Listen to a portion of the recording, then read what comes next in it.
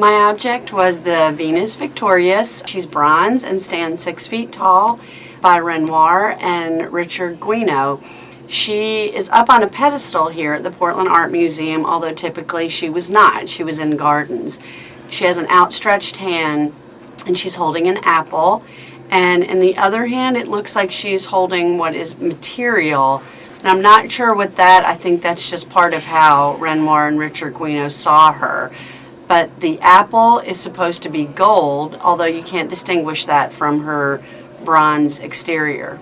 I don't know that I remember my very first experience at an art museum, but I know that about 18 years ago was my first experience at a big art museum, which was the Metropolitan Museum of Art in New York. And you just almost feel like it's akin to being in a holy place. Beautiful. I just felt like I was amongst some of the smartest, most gifted people's work.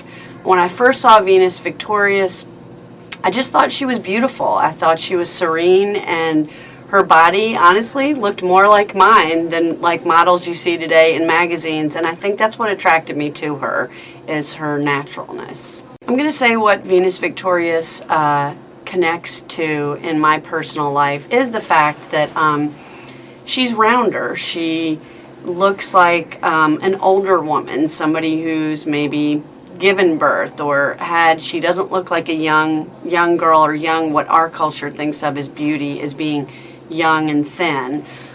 What others might not know about her is that it is the same as Aphrodite. Venus and Aphrodite are used interchangeably, and the apple she holds in her hand is a victory because she won a beauty contest according to a mythological legend that was judged by Paris. I think what Venus Victorious has taught me is more about Renoir and his image of beauty, and what research or the general public has thought of him over the years. He was a famous Impressionist artist and didn't come to sculpting until way later in life, and I think that he was trying to exemplify the purest form of beauty in a standalone structure. The meaning of Venus Victorious would change if it was in my home, because she's huge, and I think if I ever had a big garden, how beautiful it would be to have her there all the time.